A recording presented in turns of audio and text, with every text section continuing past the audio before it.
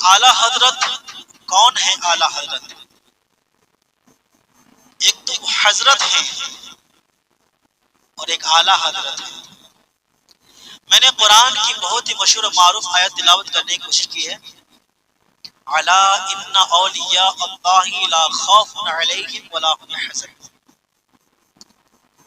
بے شک اللہ کے ولیوں کو نہ کوئی خوف ہے نہ کوئی غم ہے۔ آپ یہ آیت بار بار سنتے ہوں گے اور اس کا ترجمہ بھی بار بار سنتے ہیں۔ نگاہ ولی میں وہ تاثیر دیکھی، نگاہ ولی میں وہ تاثیر دیکھی، بدلتی ہوئی ہزاروں کی تقدیریں دیکھی، بدلتی ہوئی ہزاروں کی تقدیریں دیکھی۔ اولیاء اکرام وہ اللہ کے نیک بندے ہیں، اگر کوئی دنیا سے جدا ہو جائے، دنیا کی محبت سے، دنیا کی رعنائیوں سے، دنیا کی خواہشات سے، دنیا کے الجھنوں سے اگر جدا ہو جائے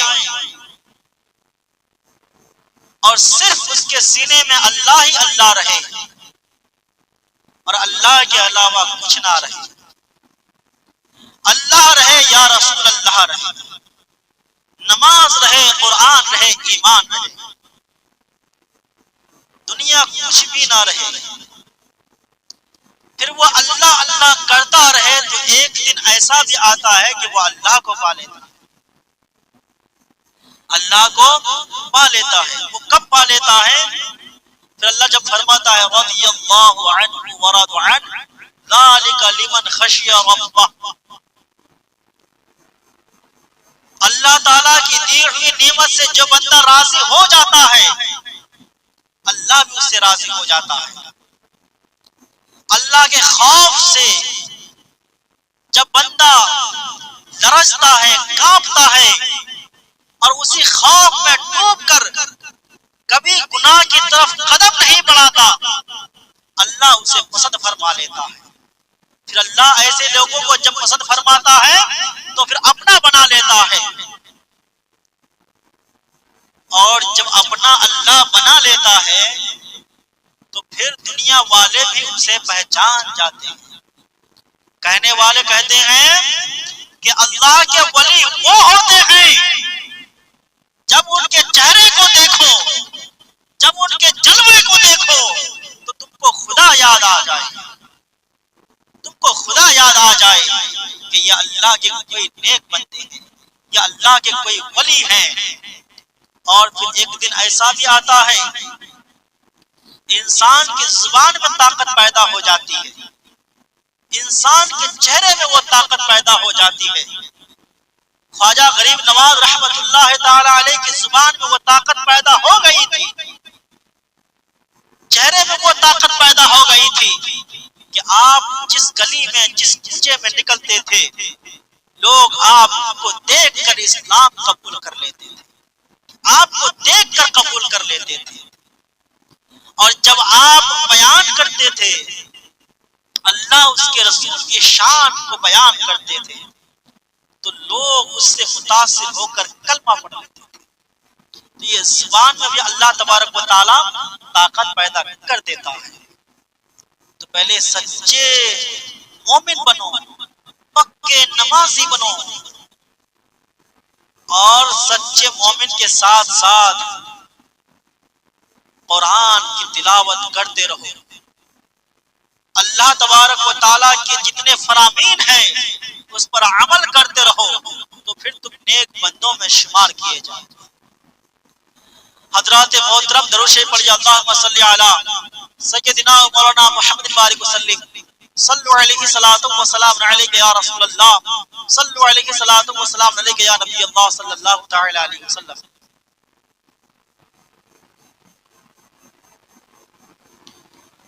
تو ہندوستان میں ایک ایسی شخصیت جسے ہندوستان کی شان کہیں، ہندوستان ہندوستان کا نام صرف ایسے ہی روشن نہیں ہے پوری دنیا میں، اللہ کے کچھ ایسے نیک بندے ہیں جن کی وجہ سے اللہ تبارک و تعالیٰ نے ہندوستان کا نام روشن کیا ہے۔ جس طریقے سے میں نے پچھلے جمعہ میں بیان کیا تھا، بغداد کا نام سیدنا عبد القادر علیہ رحمۃ الرضوان کے نام سے روشن ہے، ہندوستان کا نام خواجہ غریب نواز رحمۃ اللہ تعالی علیہ سے روشن ہے، اسی طریقے سے اعلیٰ حضرت کے نام سے بھی روشن ہے، ہندوستان کا بھی نام روشن ہے اور بریلی شریف کا نام بھی روشن ہے۔ کون ہے اعلیٰ حضرت؟ کسے کہتے ہیں اعلیٰ حضرت؟ ایک عالم دین جب اس قابل بن جاتا ہے کہ وہ درس دے سکے، قرآن کو سکھا سکے، نماز کو سکھا سکے، مسئلہ مسائل بتا سکے، تو ایسے عالم دین کو لوگ حضرت کہتے ہیں۔ ادب کے اعتبار سے، ادب کے لحاظ سے کیا کہتے ہیں؟ حضرت کہتے ہیں۔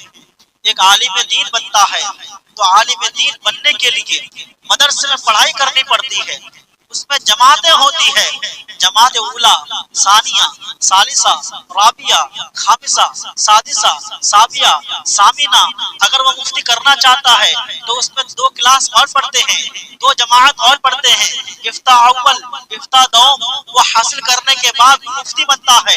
اگر کوئی قاری بننا چاہتا ہے، قرآن کی اچھی تلاوت کرتے ہیں، ساتھ میں تجوید کے ساتھ پڑھتے ہیں، اس کے بعد قرات کا کورس کرنے لگتا ہے، 2 سال اس میں وقت دینا پڑتا ہے، اس کے بعد جا کر وہ سند حاصل کرتے ہیں، اس کے بعد وہ قاری بنتے ہیں۔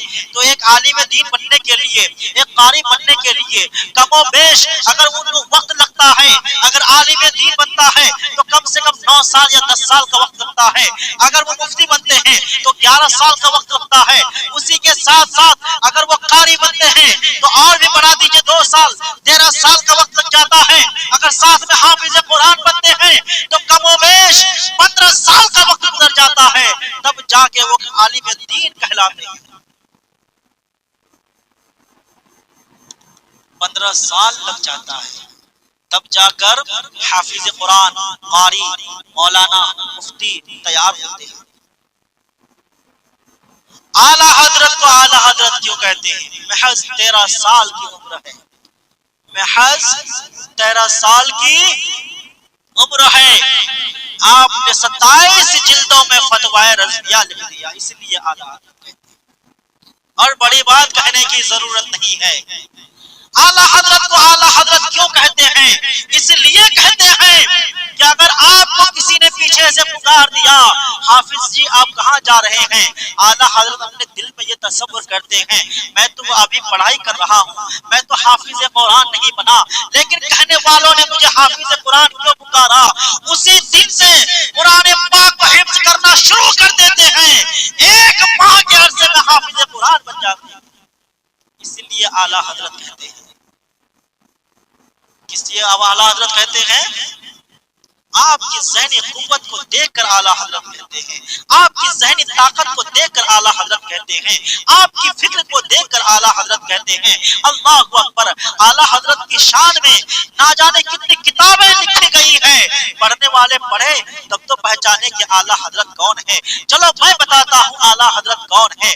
جب عرب کی سرزمین پر خانہ کعبہ کے سامنے بیٹھ کر کوئی گستاخ میرے نبی کی شان میں گستاخیاں کرتا تھا، یہ کہتا تھا کہ میرے نبی کو علم غیب نہیں ہے، میرے اعلیٰ حضرت کو جب یہ خبر پتا چلی، میرے اعلیٰ حضرت کو جب کسی نے بتا دیا، اعلیٰ حضرت سرزمین پر پہنچتے ہیں اور پہنچنے کے بعد عرض کرتے ہیں کون کہتا ہے کہ میرے نبی کو علم غیب نہیں ہے؟ اللہ نے تو میرے نبی کو علم دیا ہے، وہ علم دیا ہے، اللہ خود اعلان کرتا ہے وَعَلَّمَكَ مَا لَمْ تَكُنْ تَعْلَمْ، اے محبوب آپ جو کچھ بھی نہیں جانتے تھے ہم نے سب کچھ سکھا دیا۔ ارے منافقوں، اگر تم نبی کے گستاخ ہو تو یاد رکھنا ہمیشہ نبی کے ناموس پر پہرا دینے والا ان کا غلام موجود رہتا ہے، ہمیشہ موجود رہتا ہے۔ اگر بات یہی ہے کہ تم نبی کے علم غیب کو نہیں مانتے، چلو میں تمہیں دلیل دیتا ہوں کہ نبی کو اللہ نے علم غیب دیا ہے یا نہیں دیا ہے۔ مکے کے سرزمین پر خانہ کعبہ کے سامنے میرے اعلیٰ حضرت بیٹھ جاتے ہیں, اپنے ہاتھ میں قلم لیتے ہیں, اپنے ہاتھ میں قلم لیتے ہیں, کاپی لیتے ہیں, اور لینے کے بعد لکھنا شروع کر دیتے ہیں. ایک انسان اگر ایک ہاتھ سے لکھتا ہے تو تھک جاتا ہے. اعلیٰ حضرت دونوں ہاتھوں سے لکھتے ہیں, رائٹ ہینڈ سے لکھتے ہیں, لیفٹ ہینڈ سے لکھتے ہیں, سیدھے ہاتھ سے بھی الٹے ہاتھ سے بھی, دونوں ہاتھوں سے لکھتے ہیں. اللہ کی بارگاہ میں دعا کرتے ہیں, پروردگار عالم اگر تو مجھے اجازت دے, احمد رضا کو اجازت دے, تو احمد رضا اپنے پیروں سے بھی لکھے. اس سے اعلیٰ حضرت کہتے ہیں, اس سے اعلیٰ حضرت کہتے ہیں. اللہ اکبر. منافقین نے میرے نبی کے علم غیب پر آواز اٹھائی, میرے نبی کے شان میں گستاخیاں کرنا شروع کر دیا, میرے نبی کی شان میں کیچڑ اچھالنا شروع کر دیا. اعلیٰ حضرت وہاں بیٹھ کر اپنے ہاتھ میں قلم لیتے ہیں, دونوں ہاتھ سے لکھنا شروع کر دیتے ہیں. مکمل 8 گھنٹہ کا وقت بیت جاتا ہے. میرے اعلیٰ حضرت ان تمام منافقوں کے سامنے ایک کتاب کی شکل میں ایک کتاب لکھ کر تیار کر دیتے ہیں, اور اس کا نام لکھ دیتے ہیں الدولۃ المکیہ. کہتے ہیں کس کو چاہیے کہ میرے نبی کو اللہ نے علم غیب نہیں دیا ہے, اس کتاب کو پڑھیں, تم کو دلیل مل جائے گی کہ اللہ نے علم غیب دیا ہے یا نہیں دیا. عرب کے بڑے بڑے جید علماء, بڑے بڑے مفتیوں نے اس کتاب کو پڑھا, اور پڑھنے کے بعد حیرت میں پڑ گئے, تعجب میں پڑ گئے.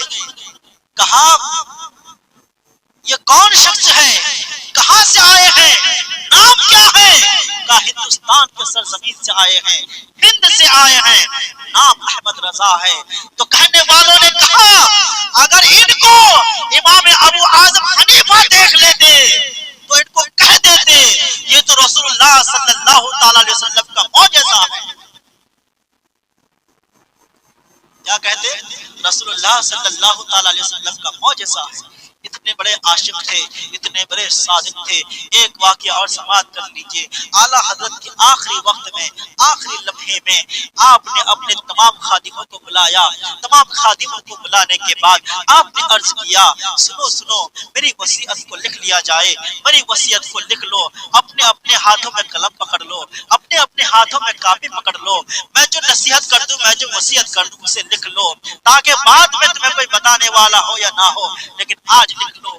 نصیحت لکھنا شروع کر دیتے ہیں, وصیت لکھنا شروع کر دیتے ہیں. اعلیٰ حضرت فرماتے ہیں کہ جب میں انتقال کر جاؤں, جب تم میری قبر کھودو تو میری قبر کو اتنی کھود دینا کہ میں اپنی قبر میں آرام سے کھڑا ہو سکوں, میں اپنی قبر میں آرام سے کھڑا ہو سکوں. اللہ اکبر. خادم پوچھتے ہیں حضور آپ تو کبھی بھی اپنی زندگی میں کوئی بھی مسئلہ پیش آیا ہے بغیر کتاب کی دلیل کے آپ نے, کوئی بھی مسئلہ آیا ہے بغیر کتاب دلیل کے آپ نے اسے نہیں چھوڑا ہے, کتاب کے حوالے کے ساتھ دلیل کے ساتھ تب اس مسئلے کو حل کیے ہیں اور جواب دیے ہیں. ذرا بتا دیجئے صحیح کہ آپ کی قبر اتنی گہری کیوں کر دی جائے. اللہ اکبر. اعلیٰ حضرت فرماتے ہیں کہ دیکھو دنیا والوں, میں نے اپنی قوم کو, میں نے اپنے رشتہ داروں کو, میں نے اپنے تمام مریدین کو ہمیشہ یہ درس دیا ہے کہ لوگوں جب تک دنیا میں زندہ رہو نبی کی محبت میں زندہ رہو, جب بھی زندہ رہو, جب تک زندہ رہو نبی کے عشق میں زندہ رہو, نبی کا نافرمان مت بننا, نبی کا نافرمان مت بننا, نبی پر ہمیشہ درود و سلام پڑھتے رہنا. لوگ تمہیں کچھ بھی کہے, تم پر فتویٰ نویسی کرے, تم پر کوئی بات کہہ دے, تم کو کچھ بھی کہہ دے, کبھی بھی دل پر مت لینا, تم اپنی محبت کے ساتھ قائم رہنا. جب بھی بات نبی کی آئے نبی پر درود و سلام پڑھتے رہنا.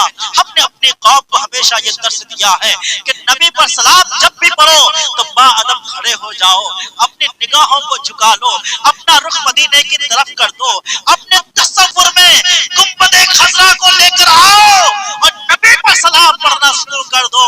اللہ کے نبی تمہارے سلام کو سنتے ہیں, اللہ کے نبی کے پاس تمہارے سلام کو پہنچایا جاتا ہے. ہم نے دنیا میں یہ درس دیا, لیکن میرے دوستوں, میرے بھائیوں, جب میں انتقال ہو جاؤں تو میری قبر اس لیے گہری کر دینا کہ میں آرام سے کھڑا ہو سکوں. کیا تم نے نہیں سنا ہے, کیا تم نے نہیں سنا ہے قبر میں 3 سوالات ہوں گے, پوچھا جائے گا.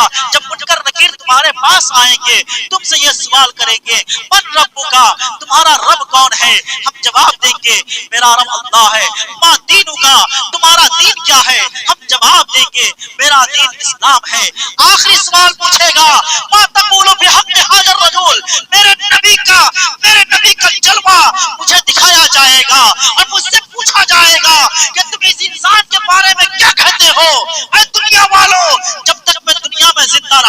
میں اپنے نبی کے دیدار کے لیے ترستا رہا، میں اپنے نبی کے جلوہ دیکھنے کے لیے ترستا رہا۔ جب قبر میں اللہ تبارک و تعالی میرے نبی کا مجھے دیدار کرائے گا تو احمد رضا کو گوارا نہیں ہے کہ احمد رضا بیٹھ کر نبی کا دیدار کرے، بلکہ احمد رضا یہ چاہتا ہے کہ اپنی قبر میں کھڑے ہو جائے اور نبی پر سلام پڑھنا شروع کر دے۔ اللہ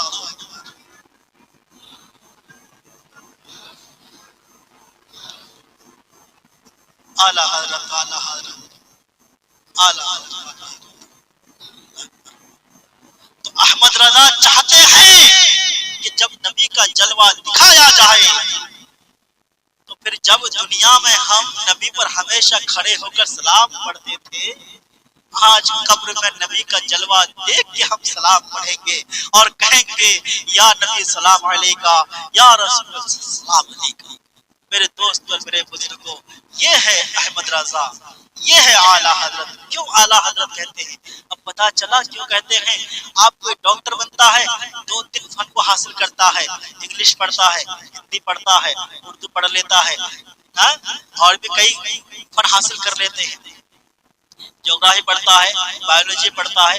اب اگر ہمارے لائن میں دیکھیں گے، ڈاکٹر بنتا ہے، حکیم بنتا ہے، طبیب بنتا ہے، لیکن ساتھ میں مولانا بھی ہے، مولوی بھی ہے، مفتی بھی ہے، مفسر بھی ہے، لیکن اعلیٰ حضرت 1-2 فن کے مالک نہیں تھے۔ اگر ہم فن حاصل کرتے ہیں تو گنتی میں شمار کرتے ہیں، کسی کے پاس 5 فن کا علم ہے، کسی کے پاس 10 فن کا علم ہے، کسی کے پاس 8 فن کا علم ہے، کسی کے پاس 11 فن کا علم ہے، کسی کے پاس 12 فن کا علم ہے، لیکن اعلیٰ حضرت کو اعلیٰ حضرت کیوں کہا جاتا ہے؟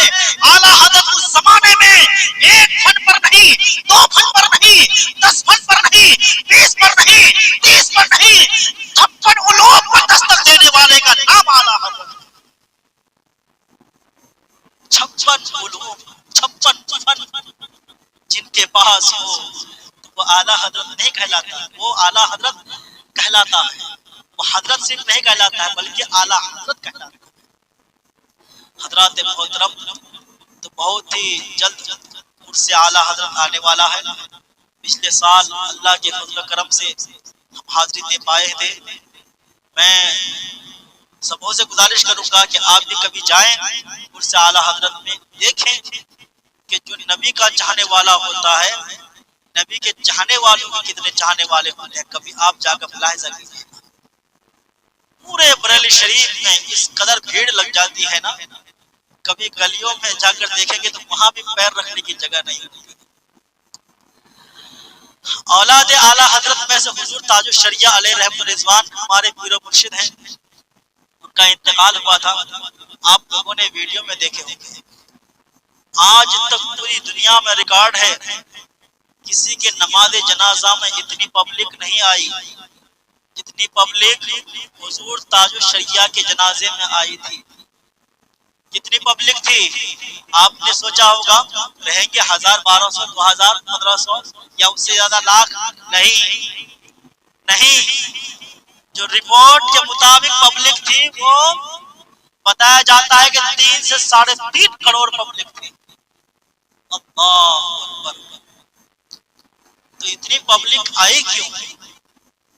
بس ایک ہی بات کہنا چاہتا ہوں، جو نبی کا ہو جاتا ہے زمانہ اس کا ہو جاتا ہے، جو نبی کا ہو جاتا ہے پھر دنیا اس کی ہو جاتی ہے۔